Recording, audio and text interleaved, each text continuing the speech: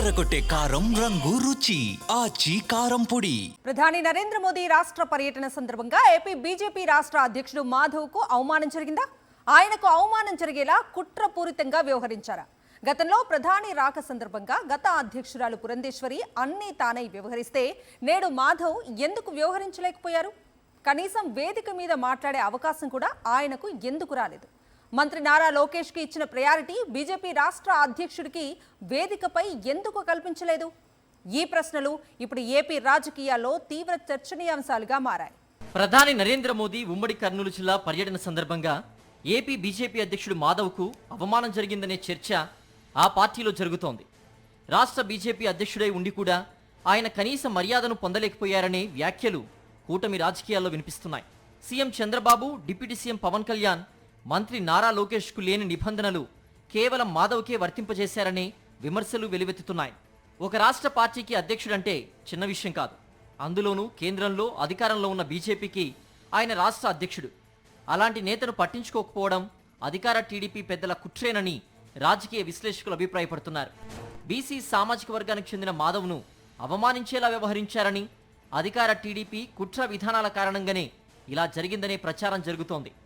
GST సంస్కరణలు తెచ్చామని BJP నేతలు గొప్పగా చెప్పుకునే వేదికపై మాధవ్కు కనీసం మాట్లాడే అవకాశం కూడా కల్పించలేదు. చివరికి నారా లోకేష్తో వేదికపై మాట్లాడించిన చంద్రబాబు అదే మాధవ్ విషయానికి వచ్చేసరికి చిన్న చూపు చూశారు. అసలు ఆయన నాయకుడే కాదు అన్నట్లుగా పక్కన పెట్టేశారు. ప్రధాని మోదీ పాల్గొనే సభలో బీజేపీ రాష్ట్ర అధ్యక్షుడు మాధవ్తో మాట్లాడించడం పెద్ద విషయమేమీ కాదు, పెద్ద సమస్య కూడా కాదు.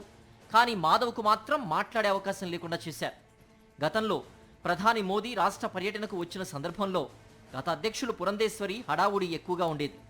సభ ప్రారంభమైనప్పటి నుంచి ముగిసే వరకు ఆమె హవానే కనిపించేది. కానీ మాధవ్ విషయంలో మాత్రం ఎందుకో అది లోపించిందని రాజకీయ విశ్లేషకులు అభిప్రాయపడుతున్నారు. ఉద్దేశపూర్వకంగానే మాధవ్ను పక్కన పెట్టినట్లు కమలం పార్టీలో చర్చ జరుగుతోంది. వేదికపైనే కాదు, శ్రీశైల భ్రమరాంబిక మల్లికార్జున స్వామివారిని దర్శించుకునే సమయంలోనూ మాధవ్ను పక్కన పెట్టేశారు. ప్రధాని మోదీతో పాటు CM Chandrababu, deputy CM Pawan Kalyan గుడి లోపలికి వెళ్లారు. వారితో కలిసి వెళ్లేందుకు బీజేపీ రాష్ట్ర అధ్యక్షుడు మాధవ్కు అవకాశం కల్పించకపోవడం చర్చనీయాంశంగా మారింది. దేశ ప్రధానులనే మార్చిన చంద్రబాబుకు మాధవ్తో వేదిక మీద మాట్లాడించడం, ప్రధానితో కలిపి గుడిలోకి తీసుకెళ్లడం పెద్ద విషయం ఏమీ కాదని రాజకీయ పరిశీలకులు భావిస్తున్నారు. ప్రధాని పర్యటన సందర్భంగా కుట్రపూరితంగా వ్యవహరించి ఏపీ బీజేపీ అధ్యక్షుడు మాధవ్ను దాదాపుగా పక్కన పెట్టేశారని అంటున్నారు. అదే పురంధేశ్వరి రాష్ట్ర బీజేపీ అధ్యక్షురాలిగా ఉండి ఉంటే మాధవ్కు జరిగిన అవమానమే ఆమెకు జరిగేదా అనే ప్రశ్నలు బీజేపీ శ్రేణుల్లో గట్టిగా వినిపిస్తున్నాయి.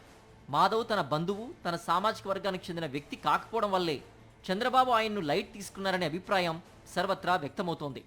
ఒక్క మాటలో చెప్పాలంటే చంద్రబాబు బీజేపీలోని తన సామాజిక వర్గానికి చెందిన నాయకులకు, బీజేపీలోని తన కోవట్ నేతలకు తప్పితే మిగతా వారికి తగిన గౌరవ మర్యాదలు ఇవ్వరనే వాదన ఆంధ్రప్రదేశ్ రాజకీయాల్లో బలంగా వినిపిస్తోంది.